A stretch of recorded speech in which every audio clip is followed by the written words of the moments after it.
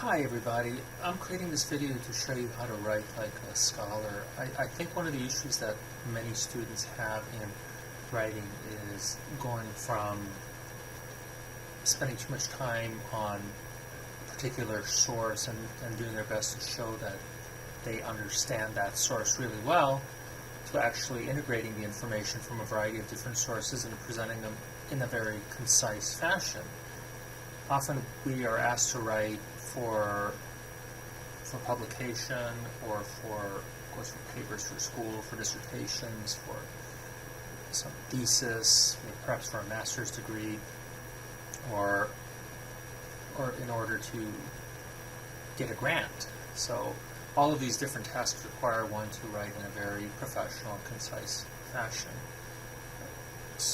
and use references, to use sources. So this video is geared towards individuals who are writing in the academic world in some way. So if you're writing for journalism, this won't make sense to you. In the academic world, we require our sources to be peer-reviewed, so we don't accept. There's some sources that are not going to be peer-reviewed necessarily, but they come from very credible sources. For instance, in my field, in public health, we often are asked to write about prevalence of a specific disease and how that disease relates to certain behaviors. So if I wanted to use the CDC as a source, Centers for Disease Control and Prevention, that's fine. Okay, so that's not necessarily a peer-reviewed journal. Let me just use data that are accrued by the CDC for something like smoking. Okay, what I want to do is present a brief example here. So what I'm using are articles that I was involved in either as first author or statistician. And I'm using those articles because I know them and they're going to help you understand how to do this task. Let's say you were asked to write a paragraph describing the predictors of smoking in adolescence, so that's the task. But you were asked to use sources from the literature. What's the appropriate amount of sources? That depends a lot on the parameters of the assignment, or what a journal requires, or writing a grant. But generally you want to provide as many sources and current sources as possible, fitting into the parameters of the paper. In grants, there's not a lot of space in grant writing, so you have to be very careful of how many sources you cite. And of course this citation strategy is going to be different. You use number citing versus, say, if you're writing in public health, you use APA style, and APA style is very cumbersome, so you couldn't have a lot of sources, but you need to have enough to show that you're backing up all the information that you're presenting. So you go to the literature and start reading. So here's articles that I was involved in that I can just describe them really briefly, and again I'm using mine because I know them. So in this study we found essentially that academic achievement was associated with smoking. The higher your grade point average, the less likely you were to smoke. You think, oh, duh, how important is that?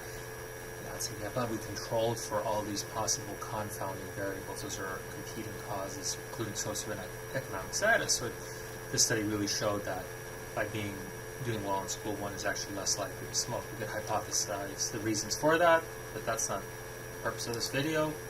Here's another article, journal article, where we found that negative physical activities, whatever they may be, including stuff like skateboarding, and again, we define negative physical activity based on how they would relate to smoking, versus, say, positive physical activity, something like aerobic exercise would decrease the likelihood of smoking. Negative physical activities increase the likelihood of smoking.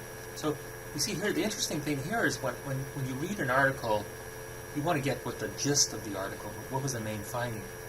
When we write these summaries, we want to make sure that we're focusing on the outcomes of the studies. So if you look at an article, there's lots of introduction. Of course, when we write the articles, we have to set it up so that we can get to this last paragraph in the introduction where the purpose statement of the study is presented. Fine, but what you as a scholar are interested in, or as a writer are interested in, is seeing the results. Like, what are the results? Because you need to support whatever your aim of your presentation is. Here's another one that showed that yes, physical activity does seem to be protective in that it prevents adolescents from initiating smoking and progressing to a regular habit, but it doesn't do it directly. It through, or it's mediated by what's called global physical self-concept, one's beliefs about one's physical self. And here we control for a lot of other issues too, perceived physical appearance, etc. And here's a general paper on the trajectories of smoking from 9th to 12th grade, and we found a whole bunch of different predictors. So I went straight to this table here, and we're going to use that because we see that there's a lot of factors that predict smoking, whether 9th grade or 12th grade, whether it's novelty seeking, alcohol use, marijuana use, grade point average, as we've already said. Of course, fear of smoking, and here we were making comparisons between different trajectories, those who adopted smoking earlier versus those who never smoke. And then, so what else?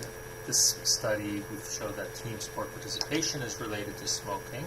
So essentially, if one participates in team sport, one is less likely to smoke, which is important because it's just, not everybody can be on a team, but people can be engaged, and that was like an important article because it showed that it's not just physical activity, it's team sport.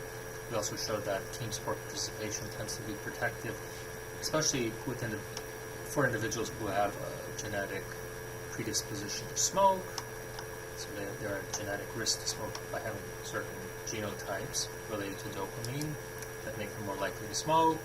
We also did some other studies where we didn't look at smoking necessarily, but we focused on the density of tobacco outlets, and we found that tobacco outlets tend to be more prevalent in lower SES communities and in communities where there are a lot of minorities, percentages of African Americans and Hispanics. And then there was 2 studies like that.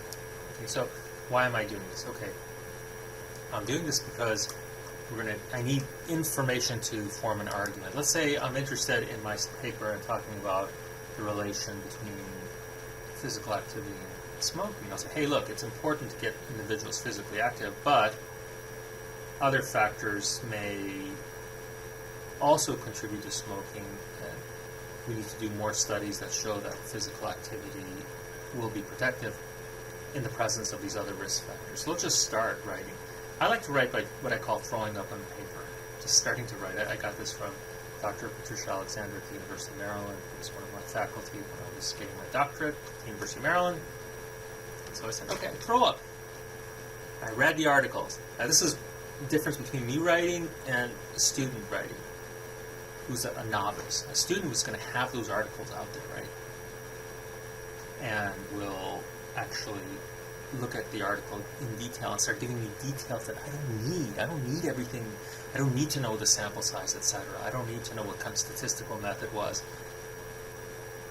As a reviewer, when I'm reading through the article, I will look at that to critique the article to see if it's a good article or not. But I need sources to support my argument. Okay, so let's say, well, I'm going to stick with the information here only. I'm not going to worry about any other information about smoking. Let's say smoking is an important risk factor for disease. However, smoking is an important risk factor for disease. There are several key risk factors, such as poor self-control, and novelty seeking, and participation in various forms of physical activity, such as fighting sports. However, there are let's ask more, such as self-control, novelty seeking, participation in various forms of physical activity, and peer and exposure to peer smoking.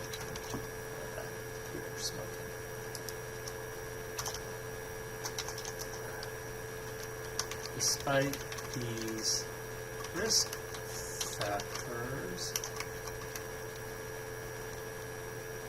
researchers have found various protective factors that may result in a decreased likelihood of smoking initiation and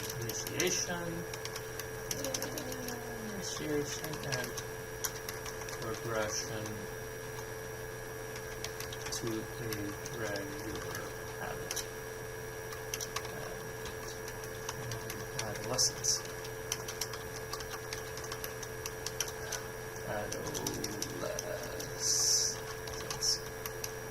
Protective factors include positive physical activities. We got G. Ooh boy, I'm activities. We got G. Running for exercise, cycling, swimming, and let's see what else we said.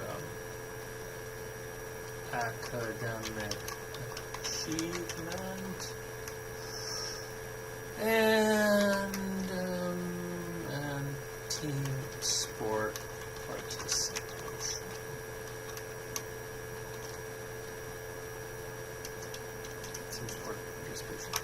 The latter being especially protective for adolescents with high a genetic risk for smoking. Period. Okay.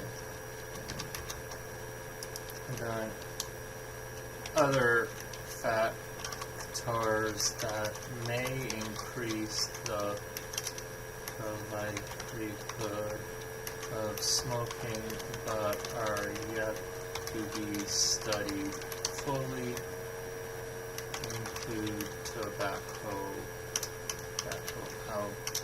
outlet. Research suggests that areas of higher concentration of tobacco retailers are located where the poor and minorities live. Okay, I'm going to stop right there. Okay, get rid of some of these grammar errors. Okay. All right, so this is a sentence now, a paragraph, and it needs citations. So I'm going to use EndNote. Now I'm only using this for purposes of demonstration. EndNote is a citation software that allows you to easily download and insert citations into a paper. So let's look at, these are all the papers that I showed you earlier. They're all here within this EndNote library. Now, I'm not going to, I would like to have some kind of a CDC site here, or some other site that shows that smoking is a risk factor for disease. I don't have one here, but I'll put a placeholder here, and we would put some date here. Okay. But we'll use the ones that we have, and I'll do it in APA style, and then I'll convert it to numerical style so you can see the difference here. So I said there are several key risk factors such as poor control and novelty seeking, participation in various forms of physical activity, and exposure to pure smoking. So this first sentence is based on what I've read and what I've learned from all those readings. I've seen that there are various risk factors. So I'm going to cite all the articles that included these various risk factors. So that includes all physical activity may not be protective, identifying and characterizing. This is the paper that I showed you that had all the different predictors of smoking, different in 9th grade and 12th grade. I said self-control was an issue, right?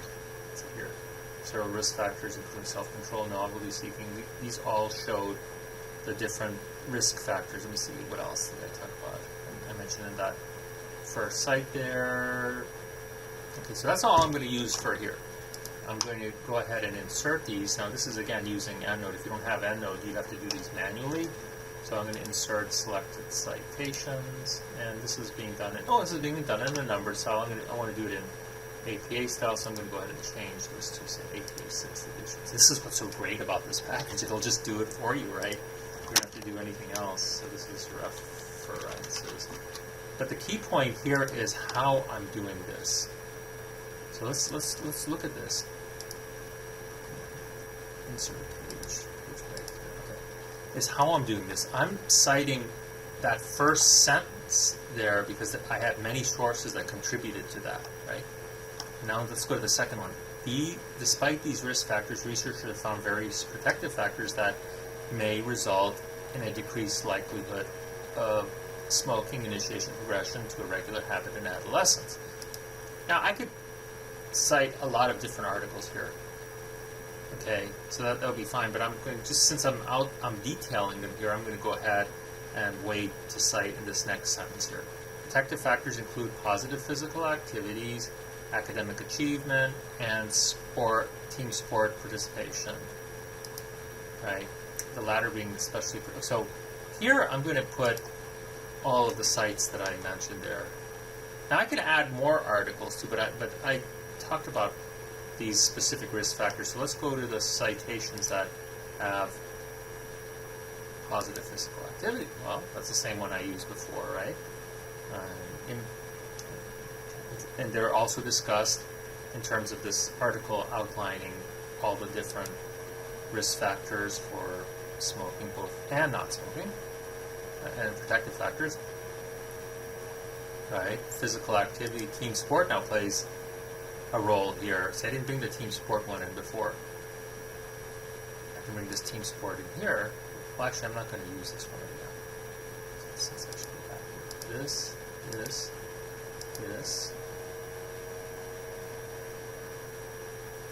Did I say academic achievement?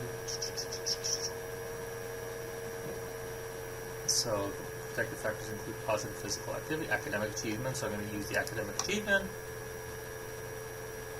Team sport participation. Let's see.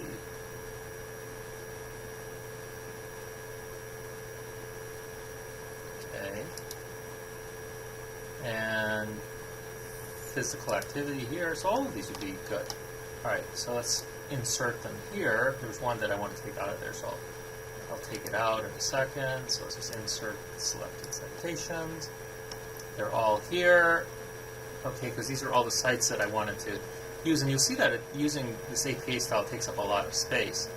I wanted to remove one of these, so I'm going to add it here. Let's see, edit and manage citations. So let's go to, let's see, yeah, I'm going to remove the genetic one. It's for a reason. You'll see in a moment. Okay, hit OK. So here's all the citations. And then I said the latter being especially protective, so we're talking about team sport participation for adolescents with a genetic risk for smoking. Okay, so let's add that last one back there. That's the one I wanted to add. I put it in the wrong place, and we'll just stick it in here. Insert selected citation. Other factors that may increase the likelihood of smoking but are not yet studied include tobacco outlet density. Research suggests that areas of higher concentration of tobacco retailers are located in areas where the poor and minorities live. So there were two articles that I used that had tobacco outlet density, and that's these two. So just insert those here. Insert selected citations. All right, so here we have a paragraph that includes a lot of different citations. So it's well referenced. But what I did here that's different from what a lot of my students did, in one short paragraph I was able to describe the basics of all those studies. Alternatively, I could have spent a lot of time discussing each one study. In fact, you might think, well, isn't that kind of unfair to the researcher? They did all that work the researchers, they did all that work, and you're only giving them like a shared sentence. Well, that's the way this works. It's not about showing how much you know about those articles. It's actually showing support for the ideas that you have, or the general findings that you have. Because somebody who's reviewing your article, let's say you're trying to submit it for a grant or for a publication, they can always look these up and see if they support what you say they support. And they will. So, but I don't need to show them that I'm smart or show them that I everything. They can do that on their own. They can go look into those articles on their own. Now, so this is using APA style. Let's go back to the numbering style, something that's simple. Let's see. Oh, number, yeah. Look at the difference here. Right? So everything is numbered in order of presentation within the paper. And of course, if they're repeated, they only need to be presented once. That's the difference. It's a bit of a difference. 1, 2, 3, 4, 5, 6, 7, 8, 9, 10 lines. And let's go back to the APA style. How many lines do we have? 1, 2, 3, 4, 5, 6, 7, 8, 9, 10, 11, 12, 13, 14, or 15 lines, right? Which one do you prefer? Depends on where you're submitting your paper. Alright, so this gives you an idea of what it is to write like a scholar. The idea is to read the articles, summarize what you learned from them, don't say everything about each article, and then present them in a very nice, concise fashion. I'm not saying this is a perfect example, but this is the way I write. So I cite afterwards because I've read everything. And now what I can do is I can actually go back and look for more articles if I need more to support my claims. Right? I can just say, okay, I need more articles that show what the protective factors are, and what the risk factors are, or other research about tobacco outlet density. Okay? Alright, I hope you enjoyed this. Thank you. Bye.